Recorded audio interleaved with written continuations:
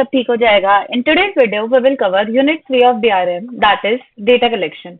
इससे पहले मैंने यूनिट 1 और यूनिट 2 ऑलरेडी अपलोड कर दिए और यूनिट 4 और 5 भी मैं भी एग्जाम से पहले कर दूंगी। तो please don't forget to subscribe my channel and like my videos. और एक और चीज, मैंने इसके नोट्स का लिंक डिस्क्रिप्शन में डाल दिया, वहां से इसको चेक कर सकते हो। स्टार्ट करते हैं। सबसे पहले हमारे आते हैं प्राइमरी स्केल्स ऑफ मेजरमेंट। अब प्राइमरी स्केल में हमारे तीन होते हैं, नॉमिनल, सॉरी चार होते हैं, नॉमिनल, ऑर्डिनल, इंटरवल और रेशियो। ये हमने बिजनेस एनालिटिक्स में भी पढ़ा था। तो बेसिकली जो नॉमिनल स्केल्स होता है उसके अंदर ये ग्रुप में डिवाइड कर देता है और उस कैटेगरी या उस ग्रुप के अंदर उस चीज को एक पर्टिकुलर नंबर असाइन कर देता है। जैसे अगर मेल है तो जैसे मैंने मेल को फॉर एग्जांपल 1 नंबर दे दिया, अगर फीमेल है तो उसको 2 दे दिया। तो अब जहाँ पे भी हमारी जो भी हमारा डेटा है उसके अंदर जहाँ जहाँ पे मेल होगा उसकी जगह मैं मेल को रिप्लेस करके 1 लिख दूंगी और जहाँ फीमेल होगा उसको रिप्लेस करके 2 लिख दूंगी।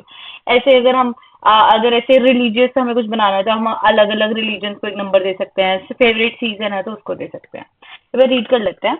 A nominal scale only has the identity characteristics. These scales are used as a label. अब ये हमने मेल को 1 से रिप्रेजेंट किया तो एज अ इसका लेबल ही यूज किया है। Numbers on a nominal scale identify something or someone. Variables measured on nominal scale are typically categorical variables that are converted into numerical values. अब ये वैसे देखो तो जेंडर एक कैटेगरी है, रिलीजन एक कैटेगरी है, सीजन एक कैटेगरी है, तो इसको हमने न्यूमेरिक वैल्यू दे दिया। ठीक है, ये इसका एग्जांपल है। ये मेक श्योर अगर एग्जाम में आ रहे हैं तो आप ये छोटे छोटे इसके नीचे ये ड्रॉ कराओ, तो इससे शायद कोई आपने जो लिखा है वो पढ़ेगा भी नहीं, बस ये देखेगा, बस देखेगा बच्चे को आता है और नंबर दे देगा। सेकंड जो आता है दैट इज ऑर्डिनल स्केल। अब ऑर्डिनल स्केल क्या करता है, जैसे ये एक हमारी एक चीज हाईएस्ट, जैसे हाइट देख रहे हैं अगर हम इस एग्जांपल में, तो इसने क्या किया, जो भी सबसे बड़ी हाइट थी उसको 1 दे दिया, जब सबसे छोटी हाइट थी उसको 4 दे दिया। लेकिन इसमें हमें ये नहीं पता कि हमारी जो फर्स्ट और सेकंड वाला है उसकी हाइट में क्या डिफरेंस। जैसे इधर देखोगे तो आप 2 का डिफरेंस है, लेकिन जो थर्ड और फोर्थ वाली हाइट में डिफरेंस है वो 21 का डिफरेंस है। तो ये हमें रेंज, हमें रैंकिंग तो बता देता है, लेकिन उसके बीच में जो डिफरेंस है हम इससे वो नहीं फिगर आउट कर सकते। The ordinal scales have the order characteristics. Two value on these scales can be distinguished as larger and smaller value. जैसे मैंने बताया छोटी बड़ी, but there is no information regarding the difference between the 2 points on the scale. But दोनों के बीच में क्या difference, उसकी कोई कुछ भी उसकी information नहीं है. An ordinal scale conveys the ranking order only. The rankings can reflect the relative difference, but do not indicate how large the difference was. तो यही चीज कि कितना बड़ा difference है वो चीज नहीं बताती है। नेक्स्ट चीज आती है वो होती है इंटरवल रैंकिंग। अब इंटरवल रैंकिंग के अंदर क्या होता है, इसके अंदर ऑर्डर भी होता है और जो डिफरेंस होता है वो भी होता है, लेकिन इसके अंदर 2-0 पॉइंट की जो हमारी 2-0 वैल्यू नहीं होती है। इस करते हैं इसको, the interval scales has both order and difference characteristics, thus the informativeness of this scale is higher than the ordinal scales. अब उसके अंदर डिफरेंसेस नहीं थे, इसके अंदर डिफरेंसेस है तो इसकी ये ज्यादा इंफॉर्मेशन देगा। On this scale equal intervals between values represent equal differences. The difference between two values are meaningful. अब जो भी डिफरेंस होगा उन दोनों वैल्यूज का वो मीनिंगफुल है। For example if we measure the temperature, a 10 degree difference has the same meaning anywhere along the scale. अगर हम टेम्परेचर मेजर कर रहे हैं और एक स्केल पे अगर कहीं 10 डिग्री का डिफरेंस है तो वो पूरी स्केल पे सेम डिफरेंस होगा। The difference between 10 and 20 degree same as 80 and 90, तो दोनों में 10-10 का डिफरेंस है। It is to note here that the interval scales do not provide any ratio information, but ये हमें रेशियो इन्फॉर्मेशन नहीं बताते। मतलब जैसे अगर ये दिया कि अगर 60 डिग्री है और 30 डिग्री है तो आप ये नहीं बोल सकते कि 60 डिग्री ट्वाइस है 30 का, क्योंकि इसके अंदर रेशियो इन्फॉर्मेशन नहीं होती है। ये इसका एग्जांपल है कि जैसे अगर जॉब सेटिस्फैक्शन की रेटिंग पूछे तो 1 to 5, 1 का मतलब कंप्लीटली सेटिस्फाइड और 5 का मतलब कंप्लीटली अनसेटिस्फाइड। अब जो प्राइमरी स्किल्स का फोर्थ टाइप होता है दैट इज रेशियो स्किल्स। अब रेशियो स्किल्स में क्या होगा, रेशियो स्किल्स में आप रेशियो भी पता कर पाओगे, डिफरेंसेस भी आपका जो होगा उसका मीनिंगफुल वैल्यू होगा कुछ ना कुछ, और इंटरवल्स भी होंगे। Ratio scale has the characteristics of an origin, the number on the scales have a true zero value. The value can be represented in the form of ratios, जो इसका नाम जो भी रिप्रेजेंट कर रहा है रेशियो तो रिपेक्ट करेगा ही। The value on the scales distribute in equal intervals like interval scale. Additionally, there also exists a zero value. Mathematical operation can be performed on the values measured on the scales. अब इसके अंदर क्या होता है, major height, wait, length और time है, ये सब हम इससे रेशियो स्केल से आराम से मेजर कर सकते हैं। और ये इसका एग्जांपल है कि जैसे इसने क्या किया, इसने स्कोर्स कंपेयर करे और उनका एक रेशियो निकाल दिया। अब जो अगले तरह के जो स्केल्स आते हैं उसका पहले Likert scale, semantic scale or staple. तो एक बार एक एक करके पढ़ते हैं।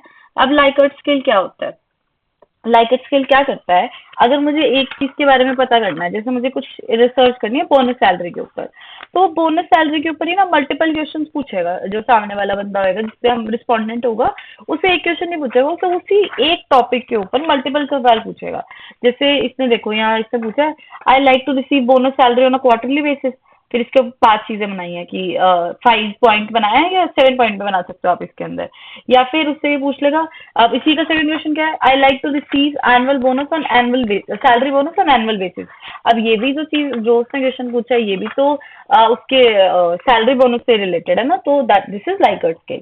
बेसिकली इसके अंदर हम एक ही चीज के ऊपर ऑन द स्केल ऑफ ऐसे 0.5, जैसे स्ट्रांगली एग्री, एग्री, न्यूट्रल, ऐसे करके, तो क्या था 5 या 7, और स्केल 5 या 7 का स्केल बनाते हैं, और उससे एक ही चीज के ऊपर हम मल्टीपल सवाल पूछते हैं। तो एक बार पढ़ते हैं। Likert scale is an ordered scale. The scaling is generally done using a 5-point or a 7-point scale. Respondents are asked to select one of their points on the scale. The respondents indicate a degree of agreement or disagreement. अब उनको एक चीज बतानी है, क्या वो agree करते हैं कि नहीं। The extreme on the scale represent the two extreme agreements. For example, strongly agree और strongly disagree. अब जिसके extreme ends होते हैं वो बिल्कुल extreme चीज डिपिक्ट करता है, क्या तो आप एकदम एग्री कर रहे हो या आप एकदम डिसएग्री कर रहे हो।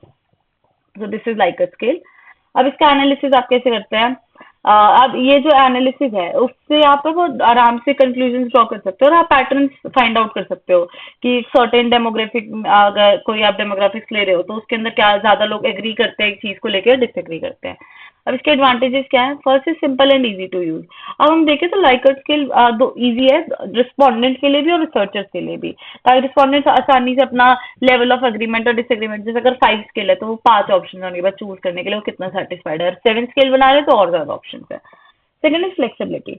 अब जो लाइकर्ट स्केल है वो वर्सेटाइल है, और ये अलग अलग जो ओपिनियंस हैं, बिलीव्स हैं, इन सबको अकोमोडेट कर सकता है, तो ये फ्लेक्सिबिलिटी है इसके अंदर। Next is quantifiable. अब जो रिस्पॉन्सेज हैं वो इजीली क्वांटिफाइबल है, मतलब जो रिसर्चर्स है उस पर न्यूमेरिक डेटा और जो स्टैटिस्टिकल एनालिसिस और वो सब परफॉर्म कर सकते हैं। अब जो सेकंड चीज आती है वो होता है सिमेंटिक डिफरेंशियल स्केल। अब इसके अंदर क्या होता है कि जैसे हम लाइकट में क्या करते हैं, हम एक ही चीज को जानने के लिए हम बहुत सारे स्टेटमेंट्स यूज करते हैं, लेकिन जो सिमेंटिक होता है उसके अंदर हम ना बायपोलर एडजेक्टिव्स यूज करते हैं एक स्टेटमेंट में। जैसे अब अगर कोई पावरफुल है, पावरफुल का अगर ऑपोजिट क्या होगा, वीक होगा। रिलायबल है तो उसका अनरिलायबल। तो हम इसके अंदर स्केल के एक साइड पे एक एडजेक्टिव रखते हैं और स्केल के दूसरे साइड पे उसका एक्सट्रीम ऑपोजिट रखते हैं कि क्या तो अब रिलायबल है, अनरिलायबल है, ऑर्गेनाइज है कि या अनऑर्गेनाइज है। तो एक्सट्रीम एक एंड पे हमने ऑर्गेनाइज लिखा, दूसरे एंड पे हमने अनऑर्गेनाइज लिखा। तो रिसर्चर जो भी हमारे रिस्पोंडेंट है वो अगर उसको लगता है ऑर्गेनाइज है तो वो यहाँ टिक कर सकता है, अगर उसको लगता है बीच में न्यूट्रल है तो वो यहाँ टिक कर सकता है। तो एक बार रीड करते हैं। Semantic differential scale is a 5 or a 7-point itemized rating scale. The rating scale has endpoints associated with bipolar labels that have semantic meaning. The negative adjective or phrases are sometimes used to represent the bipolar labels. The extreme points are meant to be interpreted strongly or extremely. अब ये extreme points हैं, ये बिल्कुल अगर strongly अगर उस चीज को आप बोल रहे हो तो उसके अंदर हम यूज करते हैं। अब इसका हम अगर एनालिसिस की बात करें तो इससे हम क्या कर सकते हैं, हम इससे ना एवरेज स्कोर्स इजीली कैलकुलेट कर सकते हैं कि एक एडजेक्टिव पेयर का कितना है को किसी भी एक पर्टिकुलर चीज को लेके, या हम अलग अलग ग्रुप्स का कंपेयर कर सकते हैं कि अलग अलग ग्रुप्स का क्या एक पॉइंट ऑफ व्यू है एक पर्टिकुलर चीज को लेके। ये एक बार आप पॉज करके आप you can go through it. अब इसके एडवांटेजेस क्या है, फर्स्ट इज कैप्चर्स न्यूआंस। इसका ये मतलब होता है कि जो भी हमारा जो ये सिमेंटिक डिफरेंशियल स्केल है, ये एक पर्टिकुलर चीज के ऊपर किसी बंदे का क्या परसेप्शन है उसको इजीली कैप्चर कर सकता है, कि ये फोर्स नहीं करता रिस्पोंडेंट्स को कि किसी एक चीज से एग्री या डिसएग्री करे, वो बेसिकली अपने उसके अंदर चूज कर सकता है बीच में जो हमने बनाया है। Second is versatile. वर्सेटाइल का मतलब इसके अंदर एक वाइड वैरायटी ऑफ कंस्ट्रक्ट हम यूज कर सकते हैं इसको बनाते time. Third is easy to analyse. अब इसके अंदर कोई बहुत बड़ी कोई दिक्कत तो है नहीं एनालाइज करने के लिए, इजीली आप इसको देख के देख सकते हो कि हमारा जो रिस्पोंडेंट है उसने क्या आंसर फिल किया। अब थर्ड जो आता है दैट इज स्टेपल स्केल। अब स्टेपल स्केल में क्या होता है, जैसे जो हमारा सिमेंटिक स्केल उसके अंदर हम दो एडजेक्टिव यूज कर रहे हैं, एक मतलब उसका ऑपोजिट, पर इसके अंदर हम सिर्फ एक एडजेक्टिव यूज करते हैं। जैसे पावरफुल, तो अगर बहुत ज्यादा पावरफुल है तो ऊपर प्लस में, अगर पावरफुल नहीं है पावरफुल तो उसको नेगेटिव में, तो इसमें हम सिर्फ एक एडजेक्टिव यूज करते हैं। अब staple scale is similar to semantic differential. Instead of two bipolar descriptive words or phrase, only one phrase is used. This is the most important line. अब जो हमारा semantic differential scaling है उसमें हम दो phrases use करते हैं, but इसमें हम सिर्फ एक use करते हैं.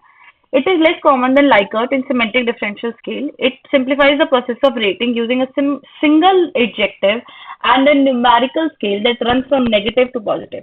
But ये simple कर देता है process को क्योंकि इसमें एक single adjective use होता है और negative to positive पे run होती है. देखो ये -3 से +1 पे जा रहा है ना, तो negative to positive run होता है. The higher number means the description is accurate and the lower or negative number means the word or the phrase description is not accurate. मतलब अगर आप प्लस में जा रहे हो हाई है तो मतलब ज्यादा पावरफुल है, अगर कम नेगेटिव में जा रहे हो मतलब कम पावरफुल है.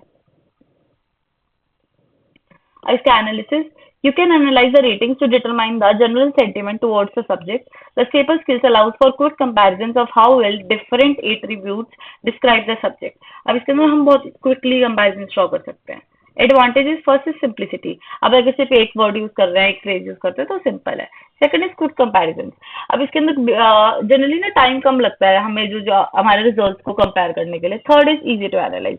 अब ये लाइकर्ट, अगर लाइकर्ट के बेनिफिट हैं और अगर सिमेंटिक के हैं और इसके हैं स्टेपल के, दो तीनों में आप ये लिख सकते हो इजी टू एनालाइज, क्योंकि आप इसको बस इजीली आपको बस वो देखना है जो भी स्केल पे कहाँ टिक करे और उससे हमें आंसर्स निकालना है.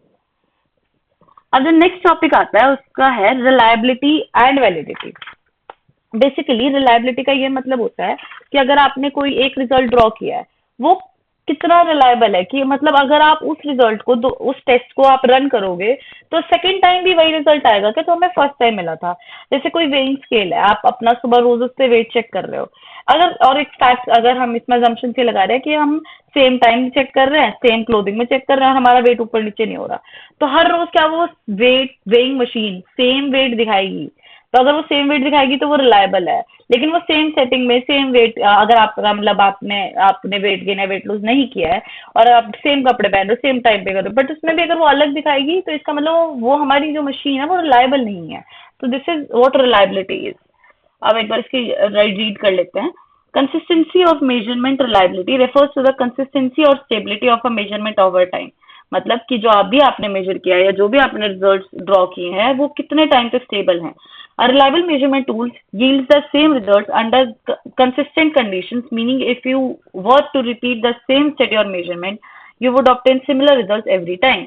मतलब जो आपकी रिलायबिलिटी स्टडी का है उसका मतलब होता है हर सेम रिजल्ट आने चाहिए बट कंडीशंस भी आपकी सेम होनी चाहिए. यानी आपने कंडीशन ही चेंज कर दी फिर बोल रहे हो आपके रिजल्ट्स अलग क्यों आ रहे हैं. अब जो नेक्स्ट इसके अंदर आता है दैट इज की points about reliability. First is consistency over time, यही जो इसी की डेफिनेशन में था. Second is repeatability across situations, मतलब कि अगर हम अलग अलग सिचुएशंस के अंदर या डिफरेंट लोगों को अगर उसी एक, जैसे मैंने एक टेस्ट बनाया है, मैं उसी टेस्ट पे अलग अलग लोगों को अगर रिसर्च अगर कर रही हूँ तो उसका सेम रिजल्ट आना चाहिए. अब रहता है टाइप्स ऑफ रिलायबिलिटी. अब इसकी दो टाइप्स होती है, टेस्ट रीटेस्ट रिलायबिलिटी और इंटर रेटर रिलायबिलिटी. अब टेस्ट रीटेस्ट रिलायबिलिटी मतलब आप एक ही टेस्ट है और एक ही मेजरमेंट टूल है और आप ही हो और आप उस टेस्ट को दोबारा रन कर रहे हो. लेकिन अगर जो इंटर रिलायबिलिटी का मतलब कोई और आपकी जगह कोई और कर रहा है, जैसे दो टीचर्स हैं, उन दोनों टीचर्स को एक ऐसे रेट करने को दे दिया कि आप ये वाले ऐसे में रेट करो कि आप इसको कितना स्कोर करोगे, that is inter rater reliability. Read करते हैं test retest reliability. This type of reliability checks whether a test or measurement tool produces consistent results when administered at different times. For instance, if you take a personality test today and then retake it in a month, test retest reliability would indicate how consistent your scores are over that period time. मतलब अगर आप एक personality test आज कर रहे हो और एक वही पर्सनालिटी टेस्ट आप एक महीने बाद कर रहे हो तो जो आपके स्कोर्स आएंगे उसमें जितना भी आपके स्कोर सिमिलर होंगे वो ये रिफ्लेक्ट करेंगे कि आपकी क्या रिलायबिलिटी या क्या कंसिस्टेंसी है उस चीज की. अब है inter-rater reliability. This type of reliability assesses the consistency of measurement when different people evaluate the same thing. इसके अंदर वही टीचर वाला एग्जांपल है जो मैंने भी आपको बताया. और ये एग्जांपल है हमारे रिलायबिलिटी का इन जनरल, जो मैंने आपको भी वो बताया था ना कि आप सेम वेट होना चाहिए आपका अगर आप हर टाइम पे या सेम क्लोथिंग में अगर आप अपना वेट मेजर कर रहे हो तो. नेक्स्ट जो आता है दैट इज वैलिडिटी. वैलिडिटी मतलब जो भी आपने चीज मेजर करी है वो कितना सच है या वो कितनी सही है. तो एक बार रीड करते हैं. Accuracy of measurement validity refers to how well a measurement tool actually measures what it is intended to measure, कि जो उसको मेजर करना था उसने उसको किस तरह से मेजर किया है, मतलब किस हद तक सही मेजर किया है. Validity is about accuracy. Does the test or tool accurately capture the concept it is supposed to? मतलब जो भी टूल को या जो भी हमारे रिसर्च को या जो भी टेस्ट को जो भी चीज मेजर करनी थी या जो भी इसको काम करना था उसने एक्यूरेटली वो चीज की है कि नहीं की. की पॉइंट्स, अब इसका की पॉइंट्स वही है, measure what it is suppose to measure, अब इसने वही मेजर किया है जो उसको मेजर करने बोला है.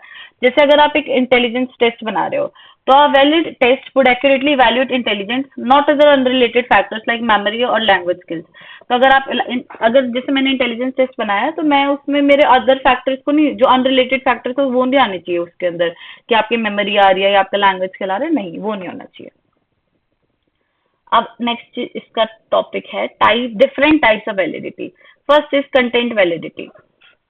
This type of validity examines whether a measurement tool covers all aspects of the construct it aims to measure. For example, if you are developing a test to measure mathematical ability, the content validity ensures that the test includes a comprehensive range of all math topics such as algebra, geometry, calculus, rather than focusing on sole area. इसका ये मतलब होता है कि अगर आप जैसे मेरे को मैथ्स का एक टेस्ट बनाना है तो ये थी कि मैं मैथ्स को टेस्ट में खाली अर्थमेटिक डाल दूंगी, खाली अलजेब्रा डाल दूंगी, तो वो एक प्रॉपर टेस्ट नहीं हुआ क्योंकि उसने हर एक एस्पेक्ट पे तो फोकस किया ही नहीं. तो इसका यह मतलब होता है कि you are focusing on each and every aspect, जैसे अलजेब्रा पे भी, कैलकुलस पे भी, अर्थमेटिक पे भी, ऐसे. Next is construct validity. मतलब आप हर एक कंस्ट्रक्ट को इंक्लूड कर रहे हो. जैसे अगर हमें जॉब सेटिस्फैक्शन मेजर करनी है तो हमें वर्क एनवायरनमेंट भी देखना पड़ेगा, पे भी देखना पड़ेगा, रिलेशनशिप क्या है कलीग्स का वो भी देखना पड़ेगा. Third type is criteria related validity. This type of validity evaluates show well one measurement predicts an outcome based on another. For example, if you develop a new test for academic achievement, criteria related validity would involve comparing the test scores with the student's actual grades or standardized score to see if there is a strong correlation. मतलब इसके अंदर हम एक criteria develop कर देंगे कि जैसे अगर मुझे एकेडमिक अचीवमेंट देखनी है तो उसके अंदर मैं ना जो एक्चुअल ग्रेड्स होंगे उसको स्टैंडर्डाइज ग्रेड से भी कंपेयर करके देखूंगी कि जो भी हमारे, ताकि उस पर हम उसकी वैलिडिटी चेक कर सकूं. ये एग्जांपल है हमारा वैलिडिटी का. ये आप डेफिनेशन के बाद एग्जाम में लिख के आ सकते हो, you can go through it. अब आता है प्राइमरी और सेकेंडरी डेटा. अब प्राइमरी डेटा वो डेटा होता है जो हम फर्स्ट हैंड एक रिसर्चर कलेक्ट करता है जो पहले से एग्जिस्ट नहीं करता था, और सेकेंडरी डेटा वो डेटा होता है जो ऑलरेडी हमारा एग्जिस्ट करता था कि क्या तो किसी ने उस पर ऑलरेडी रिसर्च कर रखी है या उस पर कोई जर्नल पब्लिश्ड है या कोई बुक पब्लिश्ड है, तो वो डेटा जो ऑलरेडी एग्जिस्ट करता है अगर रिसर्चर उस पर काम करता है तो दैट इज सेकेंडरी डेटा. अब एक बार देखते हैं जल्दी से इसकी डेफिनेशन. जैसे ये बहुत इजी है. Primary data, it refers to the original data that is collected first hand by the researchers, especially for a particular study or a research project. मतलब उसको जैसे मैंने बताया हमने सबसे पहले उसको कलेक्ट किया है. It is unique and has not been previously collected or published. अब वो यूनिक तो है ही अगर जो चीज आपने पहले से अगर नहीं पब्लिश है तो. Example, primary data is typically gathered through methods such as survey, experiments, interviews, direct observations. ये अभी हम नीचे देखते हैं सबको डिटेल में. For instance, if a researcher conducts a survey to explore consumer preferences regarding a new product, the response first received from the participants represent primary data. अब जैसे एक सर्वे किया किसी एक रिसर्चर ने कि वो किसी एक पर्टिकुलर प्रोडक्ट के ऊपर कस्टमर के व्यूज वगैरह पूछ रहा है, तब वो रिसर्च सर्वे पहली बार हुआ है, तो जो भी रिसर्चर के पास जो भी उसका डेटा कलेक्ट होके आया उसी डेटा को हम प्राइमरी डेटा कहते हैं. अब इसके एडवांटेजेस क्या है? Highly relevant and directly aligned with research objective. तो जो भी आपके रिसर्च का आपका टॉपिक होगा आप उसी पे अपना डेटा निकालोगे तो वो हाई उससे डायरेक्टली अलाइंड होगा. Second, provide the researcher with full control over how data is collected. Researcher को पावर देता है कि अपना देख लो भाई आपको कैसे डेटा कलेक्ट करना है. Third, ensure accuracy and specificity as data is collected first hand. अब आप खुद से डेटा कलेक्ट करो और फर्स्ट हैंड डेटा कलेक्ट करो तो उसके अंदर एक्यूरेसी भी वो उसके इंश्योर करता है. Next is can be customise to include only the most relevant variables. अब आप इसमें कस्टमाइज करके आपको जो बिल्कुल रेलेवेंट वेरिएबल्स है खाली उनको इंक्लूड कर सकते हो. Fifth is help in gaining fresh insights and understanding current specific issues. अब इससे आप अभी अभी कलेक्ट कर रहे हो तो आपको फ्रेश इंसाइट्स मिलेंगी और आपको बिल्कुल करंट जो भी अंडरस्टैंडिंग है उस चीज के ऊपर उसके बारे में पता लगेगा. Offers the opportunity to use innovative और एक्सपेरिमेंटल मेथड्स। अब दोबारा नया डेटा कलेक्ट कर रहे हो तो आप उसको एक्सपेरिमेंटल मेथड्स भी यूज कर सकते हो। Data is up to date and tailor to present situation. अब जो आप अभी रिकॉर्ड कर रहे हो तो अप टू डेट तो होएगा ही वो डेटा। अब सेकेंडरी डेटा देख लेते हैं जल्दी से। Secondary data is the data that has already been collected, recorded and made available by someone else.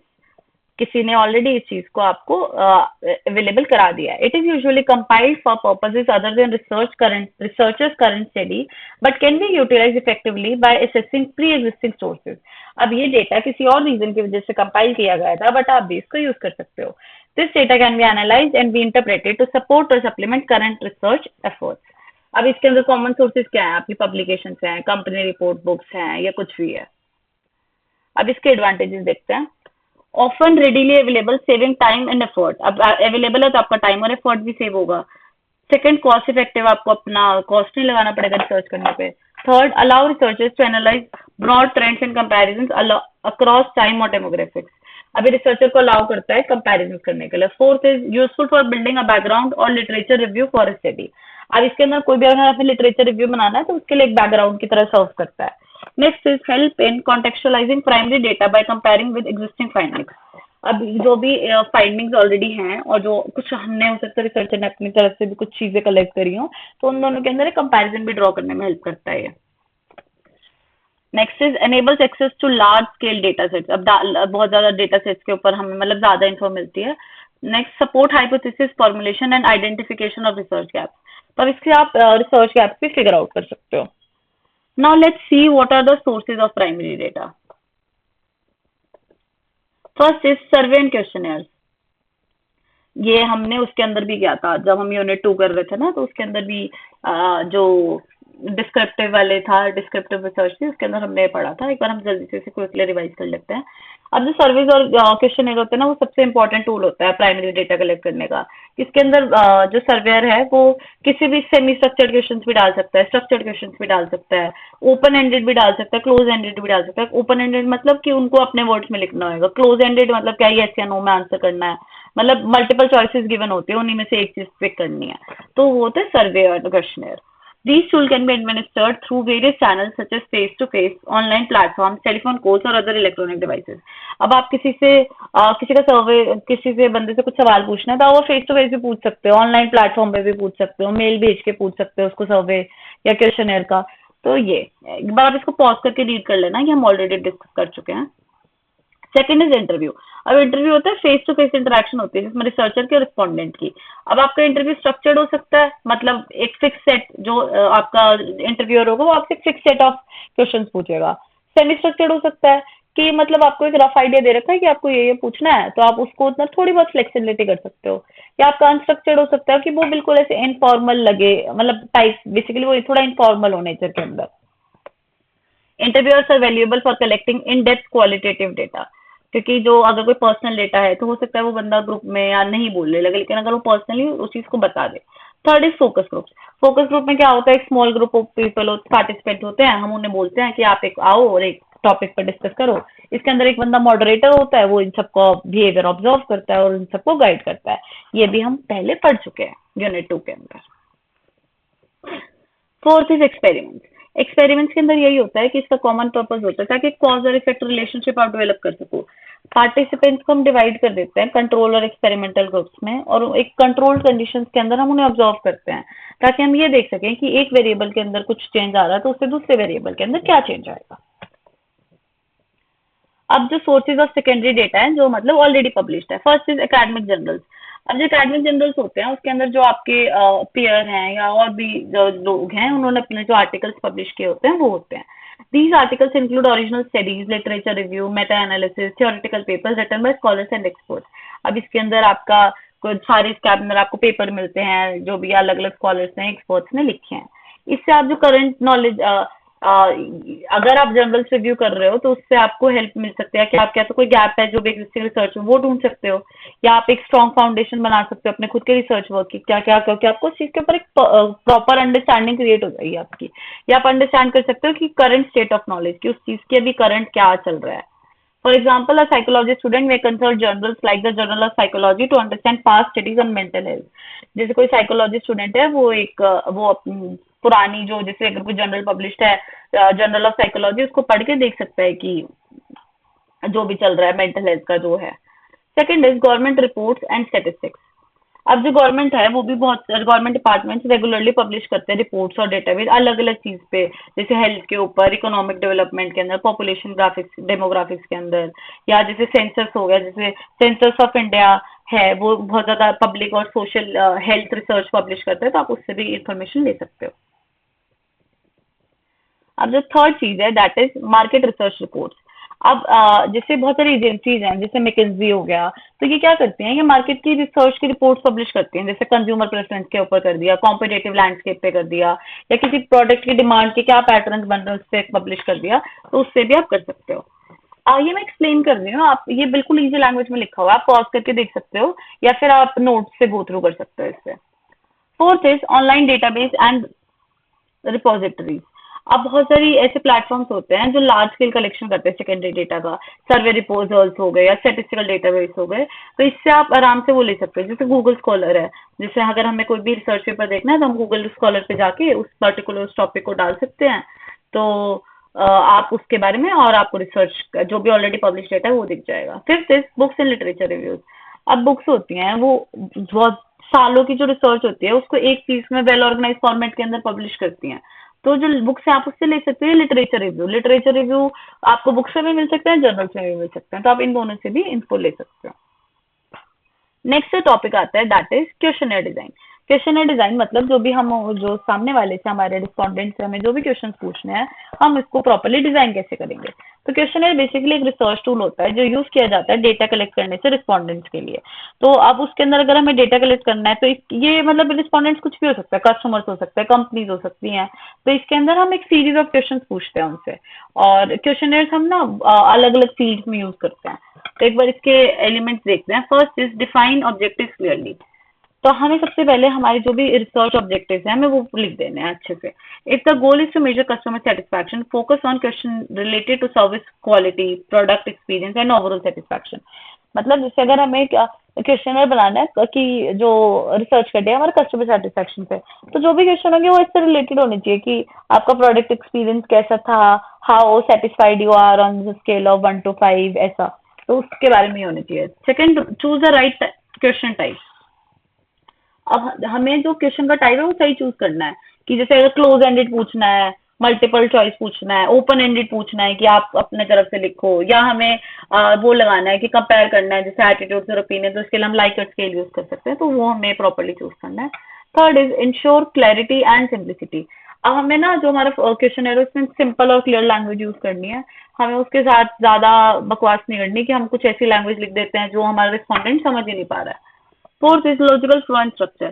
तो हमें एक प्रॉपर लॉजिकल फ्लो बनाना है कि जो हमारा क्वेश्चन है वो एकदम स्मूथ फ्लो में चलना चाहिए, कि पहले आप स्टार्ट करो, जैसे आप जनरली हमने देखा होगा अगर हम कोई भी गूगल फॉर्म में भरते हैं तो वो स्टार्ट कैसे करता है कि आपका नाम क्या है, आपकी ईमेल क्या है, वो पहले आपसे जनरल क्वेश्चन वो पूछता है, मतलब पहले इजी वाले कि जो भी आपके बारे में पर्सनल है, उसके बाद वो जो उसका जो भी पर्पज है वो करता है, फिर आपसे वो स्पेसिफिक चीजों पे जाता जाता है। फिफ्थ इज प्री टेस्ट का क्वेश्चनर। अब एक बार आपका क्वेश्चनर बन गया है तो एक बार उसको पूरा पब्लिश करने से पहले एक बार उसको पायलट टेस्ट रन करके देख लो, कि कुछ अपने फ्रेंड से भरवा लिया या कोई बार खुद देख लिया, ताकि इसके अंदर कोई भी एरर है या टेक्निकल इशू है तो आपको पता लग जाए। अब next is using online tools for questionnaire design. अब हम गूगल फॉर्म्स यूज कर सकते हैं, सर्वे वॉन्क यूज कर सकते हैं, टाइप फॉर्म यूज कर सकते हैं, इससे हम आराम से क्वेश्चनर डिजाइन कर सकते हैं। अब ये किसके बेनिफिट्स क्या है? First is ease of use.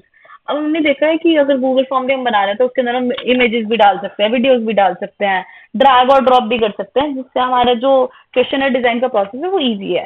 Second is wide reach. अब ये जो क्वेश्चनर बनते हैं ये बहुत आसानी से आप शेयर कर सकते हो, ईमेल पे कर सकते हो, सोशल मीडिया पे, वेबसाइट पे, ताकि हमारी इससे रीच बढ़ती है। Third is real time data collection and analysis.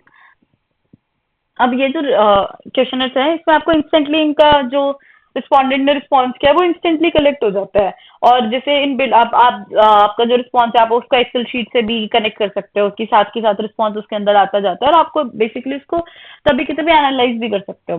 Fourth is customisation and branding. Researchers can personalize survey appearance to match their brand or research team improvising professionalism।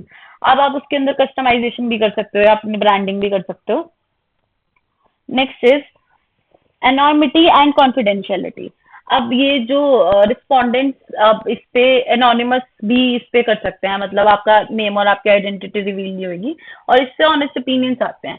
Six is mobile accessibility. अब ये सब questionnaire वगैरह तो आप mobile से भी भर सकते हो, स्मार्टफोन से, टैबलेट से, तो इससे ज्यादा पार्टिसिपेशन हो रहा है। अब क्या बेस्ट प्रैक्टिसेस होनी चाहिए, वैसे देखोगे ना तो ये वाला जो क्वेश्चन है वाला ये सब है बहुत जनरल है, जो हम डे टू डे लाइफ में देखते हैं। अगर एक बार आप इसको सुन मिलोगे तो मुझे लगता है ये आपको इजीली याद हो जाएगा। First is limit the length. अब थोड़ा शॉर्ट और फोकस रखना है कि ये नहीं बहुत बड़ा क्वेश्चन है, रख दिया तो लोग लास्ट में कुछ भी भर दे रहे हैं। Second is use clear instructions, पहले अच्छे से बता दो कि कैसे क्या भरना है। Third is include progress indicators. Progress bar एक वो होता है जो रिस्पॉन्ड, जो शो करता है कि how much of the survey is completed. तो वो जैसे 4 पेज का मेरा क्वेश्चन है, तो आपको ऊपर दिख रहा होगा कि एक प्रोग्रेस बार, तो वो दिखाते हैं कि आप ऑलरेडी 2 भर चुके हैं, बस दो ही बचे हैं। तो ये रिस्पोंडेंट्स को मोटिवेटेड रखता है ताकि वो बीच में ना छोड़ दें। Fourth is incorporate logic and branching. For example, if a respondent say they do not use a service, skip related follow-up questions। मतलब कि जैसे एक पर्टिकुलर पूरा सेक्शन है किसी एक पर्टिकुलर चीज के यूज के बारे में, अगर मैं वो यूज ही नहीं करती तो मैं उसके 5 सवाल का आंसर कैसे करूंगी। तो बेसिकली आप उसके अंदर सब सेक्शंस बना सकते हो ताकि अगर वो नो कर रहा है तो उसको फॉलो अप क्वेश्चंस दिखे ही ना। Fifth test across devices. आपने आपको मेक श्योर करना है कि आपका जो सर्वे है वो प्रॉपरली हर एक डिवाइस पे चल रहा है, फोन पे भी चल रहा है, डेस्कटॉप पे भी चल रहा है। Six is provide contact information. एक ऐसा आप अपना इंफॉर्मेशन दो ताकि जो आपके रिस्पोंडेंट्स है वो आपको फीडबैक दे सके। अब जो नेक्स्ट टॉपिक आता है that is consensus and survey method in research. अब कंसेंसस का मतलब होता है कि मतलब एक ऐसा डेटा कलेक्शन मेथड होता है जिसके अंदर हर एक इंडिविजुअल पे हम फोकस कर रहे हैं with in a defined population, मतलब हम बेसिकली सबको इंक्लूड कर रहे हैं। लेकिन जो सर्वे मेथड होता है उसके अंदर हम एक certain section of he use करते हैं, मतलब लोगों का रिसर्च करने के लिए। एवर रीड करते हैं। It aims to collect data from every individual or unit within a defined population. This method seeks to achieve complete enumeration, meaning that every member of the population is included in the data collection process. मतलब हर एक बंदे को include कर रहे हो। इसके features क्या है? Total enumeration. It aims to include each and every individual और unit within that population. तो इसके अंदर आप ज्यादा लोगों को इंक्लूड कर रहे हो। Second, accuracy and reliability. अब जितने ज्यादा लोगों पे आप वो टेस्ट रन करोगे उतने ज्यादा आपके एक्यूरेट और रिलायबल रिजल्ट आएंगे। Third is comprehensive data. अब ये डेटा होगा जो अलग अलग सोशल और इकोनॉमिक और डेमोग्राफिक फैक्टर सबको कंसीडर करके होगा और एक इन डेप्थ एनालिसिस है, तो you will get a comprehensive data. Fourth is resource intensive. लेकिन अगर इतना ज्यादा लोगों का डेटा कलेक्ट करना है तो इसके लिए आपको बहुत ज्यादा टाइम भी चाहिए, मैन पावर भी चाहिए और इन्वेस्टमेंट भी चाहिए। Fifth is regular occurrence. Many government conduct population census at regular intervals, that is every 10 year। अब ये बार बार होते हैं, जैसे अगर हमें पॉपुलेशन टोटल अगर जो होती है कि क्या कितने क्या पॉपुलेशन है, तो ये हर 10 साल के अंदर उसको देखा जाता है कि कितनी पॉपुलेशन हो गया। Six is types of data collected. Typically collects a wide range of data, includes age, gender, income, education level, employment status, housing conditions। अब इसके अंदर जनरली अलग अलग तरह का wide range of data collect किया जाता है। Seventh is potential for errors. अब इसके अंदर ना एरर्स की चांसेस तो होते हैं, जैसे अगर कोई नॉन रिस्पॉन्स है, मतलब या इनएक्यूरेसी होगी रिपोर्टिंग में या लॉजिस्टिकल इश्यूज हो गए डेटा कलेक्शन के अंदर, क्योंकि जो आपका जो अमाउंट ऑफ डेटा है वो बहुत ही ज्यादा है। अब जो सेकंड टाइप है दैट इज सर्वे मेथड। अब सर्वे मेथड में होता है involve gathering data from a sample from a defined population. Sample मतलब एक चीज को आप डिफाइन कर दे रहे हो कि आप क्या कर रहे हो, मतलब हम एक पर्टिकुलरली पूरे जो पॉपुलेशन है उसका एक सबसेट चूज कर लेते हैं कि भाई हम आपके ऊपर हम अपनी रिसर्च रन करेंगे। तो अब इसके की फीचर्स क्या है? First is sampling techniques. अब जो सर्वे होता है वो रिलाई करता है अलग अलग सैम्पलिंग टेक्निक्स के ऊपर ताकि वो एक अपना जो भी उसको सबसेट ऑफ पॉपुलेशन चूज करना है उसको कर सके। Second, cost effectiveness. अगर आप कुछ कम लोगों पे कर रहे हो या आपकी ऑलरेडी डिफाइंड है तो आपके लिए कॉस्ट इफेक्टिव होगा और जल्दी भी कर पाओगे आप। Third is focus data collection. अब ये एक स्पेसिफिक टारगेट करता है स्पेसिफिक चीजों के ऊपर कि हमें इस चीज पे ही डेटा कलेक्ट करना है। Fourth is flexibility. अब जो आपका जो लिमिट जो आपका सैंपल साइज है और वो एक थोड़ा डिफाइंड है, ठीक है, वो कम है, तो इसके अंदर जो रिसर्चर होता है उसके पास फ्लेक्सिबिलिटी होती है कि वो अलग अलग फॉर्मेट्स यूज कर सकता है, या ऑनलाइन करना है उसको, टेलीफोनिक करना है या फेस टू फेस पे इंटरव्यू करना है, कैसे करना है वो उसकी पर्सनल चॉइस होती है। फिफ्थ इज पोटेंशियल फॉर बायस। लेकिन इसके अंदर थोड़ा सा ना बायस का एक थोड़ी होती है, स्पेस होती है कि जो रिसर्चर है उसका पर्सनल बायस कहीं ना कहीं आ सकता है। अब जो नेक्स्ट टॉपिक हमारा आता है दैट इज सैम्पलिंग टेक्निक्स। इसके ऊपर हेडिंग डालना रह गया है, तो यहाँ आएगा sampling. So sampling is a crucial step in research process. It involves selecting a subset of individuals to gather data. The subset is selected from the population. It enables you to make inferences about the entire population. You do not need to study every individual in the population. इसका मतलब कि sampling हमें ये बताता है, ये define करने में हमारी हेल्प करता है कि हमें कौन से सेट ऑफ पीपल पे या कौन से सबसेट पे काम करना है। हमें पूरी पॉपुलेशन पे काम करने की कोई जरूरत नहीं है। तब जो सैम्पलिंग है ये दो कैटेगरी में डिवाइड कर सकते हैं आप, प्रोबेबिलिटी सैम्पलिंग या non probability sampling. Probability sampling ये का मतलब ये होता है कि हर एक मेंबर के पास, एक पॉपुलेशन में हर एक बंदे के पास इक्वल चांसेस हैं कि आप सेलेक्ट होगे कि नहीं होगे उसके अंदर। लेकिन नॉन प्रोबेबिलिटी के अंदर ऐसा नहीं होता। उसके अंदर जो रिसर्चर होता है वो थोड़ा सा डिसाइड करता है कि उसको किसको चूज करना है। नेबर डेफिनेशन देखते हैं। In probability sampling, every member of the population has a known zero chance of being selected. This approach allows for the calculation of sampling error and facilitates generalization of results to the entire population. अब कोई भी select कर रहे हो आप randomly, तो उसके अंदर generalization हो जाती है general results की। First, अब इसके भी probability sampling के भी सब types हैं। First is random simple random sampling. इसका ये मतलब होता है पॉपुलेशन में हर एक इंडिविजुअल के पास इक्वल चांस है सेलेक्ट होने का। तो इससे क्या होगा, जिससे फॉर एग्जांपल जो लॉटरी मैथड्स में नहीं होता, किसी भी बंदे को कोई भी एक लॉटरी का टिकट निकल रहा है तो वो तो किसी के पास भी हो सकता है, आपका कोई बायस नहीं है उसके अंदर। तो इसके अंदर अगर हम सिंपल रैंडम सैम्पलिंग यूज करते हैं तो इसके अंदर बायसनेस होने के चांसेस कम है। सेकेंड जो प्रोबेबिलिटी सैम्पलिंग का टाइप है दैट इज स्ट्रेटिस्फाइड सैम्पलिंग। इसके अंदर हम क्या करते हैं, इसके अंदर हम पॉपुलेशन को ऑलरेडी एक ग्रुप में डिवाइड कर देते हैं, मतलब एक सब ग्रुप बना देते हैं उसका, जैसे कि ये एज, इस एज के लोग ये हैं, ये मेल है, ये फीमेल है, ये इनके इनकम लेवल है, ऐसे। और उसके बाद जो हम सब ग्रुप बनाया उस सब ग्रुप के अंदर से हम रैंडमली लोगों को निकालते हैं, मतलब एक रैंडम सैंपल ड्रॉ किया जाता है ईच सब ग्रुप के अंदर से। इससे हम क्या अलग अलग ग्रुप्स को देख सकते हैं कि वो एक पर्टिकुलर चीज को कैसे रिस्पॉन्ड करेंगे, और इससे हमारी एक्यूरेसी है वो भी इंक्रीज होती है। अब जो नेक्स्ट आता है दैट इज क्लस्टर सैम्पलिंग। अब क्लस्टर सैम्पलिंग में क्या होता है, तो हम जो पॉपुलेशन है उसको क्लस्टर्स में डिवाइड कर देते हैं, उनके जोग्राफिकल एरियाज को देख के कि वो लोग कहाँ रहते हैं उस हिसाब से हम उन्हें डिवाइड करते हैं। Entire cluster is randomly selected from the sample. अब कोई पूरा क्लस्टर रैंडम सेलेक्ट किया जाता है। Useful when a complete population list is unavailable, reducing data collection costs. May introduce higher sampling error if the clusters aren't representative of the population. अब इससे ना cost ज्यादा हो सकती है कि अगर आपने जो क्लस्टर चूज किया है अगर वो उस पॉपुलेशन को ही ना प्रॉपरली रिप्रेजेंट कर रहा हो तो आपकी बेकार में कॉस्ट आ जाएगी। अब जो फोर्थ टाइप होता है प्रोबेबिलिटी सैम्पलिंग का that is systematic sampling. Systematic sampling का मतलब होता है कि मतलब एक सैंपल ड्रॉ किया जाता है bye selecting every NS individual from a population list. The starting point is chosen randomly. मतलब जैसे कोई पॉपुलेशन लिस्ट है 100 लोग हैं तो मैंने डिसाइड कर लिया मैं हर 10th बंदा सेलेक्ट करूंगी, तो इसके अंदर वो हो जाता है, दैट इज सिस्टमैटिक सैम्पलिंग। अब जो नेक्स्ट है that is non probability sampling. अब नॉन प्रोबेबिलिटी सैम्पलिंग का मतलब ये होता है कि हर एक इंडिविजुअल के पास इक्वल चांसेस नहीं है सेलेक्ट होने का, कि किसके पास ज्यादा है किसी के पास कम है। फर्स्ट इज इसका सब टाइप होता है पहला कन्वीनियंस सैम्पलिंग।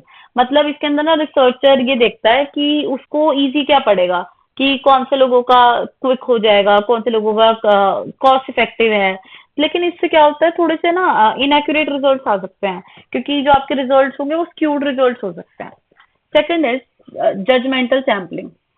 इसमें रिसर्चर इसे use their judgement to see individuals who meet specific criteria relevant to the study. इसके अंदर रिसर्चर क्या करता है, रिसर्चर देखता है कि मैं जिन लोगों पर रिसर्च कर रहा हूँ ये जो मुझे रिसर्च करनी है उस क्राइटेरिया में फिट भी कर रहे हैं कि नहीं कर रहे हैं, तो वो अपना पहले से उसको देख के उसके बाद सेलेक्ट करता है। Next is quota sampling. इसके अंदर जो रिसर्चर है वो एक पर्टिकुलर कोटा सेट कर देता है कि अगर आप ये कोटा फिल कर रहे हो तो आप सैम्पलिंग के पार्ट हो, नहीं तो आप नहीं हो। जो लास्ट है इसका नॉन प्रोबेबिलिटी सैम्पलिंग का type that is snowball sampling. इसके अंदर क्या होता है कि जो इनिशियल पार्टिसिपेंट्स को, जैसे कोई मैंने इनिशियली 4 पार्टिसिपेंट सेलेक्ट कर लिए, फिर मैंने उनको बोला कि अब आप और पार्टिसिपेंट्स को रेफर करो, तो वो आगे और किसी को रेफर कर देते हैं based on the social network और जो भी उनके कनेक्शन हैं उसके ऊपर। बट इसके अंदर भी बायस आ सकता है। अब जो नेक्स्ट टॉपिक आता है इस यूनिट का last topic, that is sample size determination. अब सैंपल साइज डिटर्मिनेशन का मतलब होता है कि जो हमें कितने इंडिविजुअल चाहिए एक पर्टिकुलर पॉपुलेशन के अंदर, वो होता है हमारा सैंपल साइज। तो इसको रीड करते हैं। Sample size refers to the number of individuals और units selected from a population for analysis, कि कितने लोगों को हमने सेलेक्ट किया एनालिसिस के लिए। It plays a crucial role in ensuring accuracy, reliability and generalisation of research findings. इससे हमारी एक्यूरेसी और रिलायबिलिटी बढ़ती है। अब इसकी इंपॉर्टेंस क्या है? Well calculated sample size minimise sampling error. अगर आपने प्रॉपर्ली कैलकुलेट किया आपका सैंपल साइज, तो आपका सैम्पलिंग एरर नहीं होगा। और अगर आपने जैसे किसी चीज को, मुझे जनरलाइज करना है कोई चीज, तो अगर मैंने जैसे अगर एंटायर पॉपुलेशन ले लिया, तो मतलब मैंने सही सैंपल साइज दिया है और मैं इजीली अपना रिजल्ट जनरलाइज कर सकती हूँ। Third is balances statistical accuracy with practical limitation. अब सैंपल साइज क्या करता है कि हमारे जैसे टाइम, बजट और लॉजिस्टिक्स का इशू होता है, उसके जो लिमिटेशन होता है उसको अगर आप प्रॉपर सैंपल साइज बना ले रहे हो, तो ये वाले थोड़े इश्यूज लिमिटेशन कम कर सकते हैं। Fourth is influences the credibility and quality of research outcome. ये जो भी आपका रिजल्ट होगा या क्वालिटी होगी, वो आपकी सैंपल साइज पे बहुत ज्यादा डिपेंड करती है। अब फैक्टर्स क्या है? First is research objective. अब आपका जो भी रिसर्च ऑब्जेक्टिव है, आप उसी हिसाब से आपका सैंपल साइज डिटरमाइन किया जाएगा। Second is population characteristics. अब पॉपुलेशन, इसमें पॉपुलेशन साइज भी देखनी पड़ेगी और पॉपुलेशन वेरिएबिलिटी भी देखनी पड़ेगी। जैसे अगर हमारा ना होमोजेनियस पॉपुलेशन है, मतलब सेम टाइप का पॉपुलेशन है, तो उसके अंदर आप छोटा सैंपल साइज भी ले सकते हो कोई रिजल्ट निकालने के लिए। बट उसी जगह अगर आपका हेट्रोजीनियस पॉपुलेशन है, तो आपको लार्ज सैंपल लेना पड़ेगा ताकि आप सारी जो डाइवर्सिटी है उसको कैप्चर कर सके। अब इस साइज का भी देख लेते हैं, पॉपुलेशन साइज का। स्मॉलर पॉपुलेशन में require sampling a large proportion. In larger population sample size does not increase proportionally. Use finite population correlation when needed. इसका ये मतलब है कि जैसे अगर लार्ज पॉपुलेशन है, इसका ये मतलब नहीं हमें ज्यादा सैंपल साइज देना पड़ेगा। हम प्रोपोर्शन के हिसाब से देख सकते हैं कि इसके उसके जितना भी प्रोपोर्शन बन रहा है उस हिसाब से हम सैंपल साइज दे सकते हैं।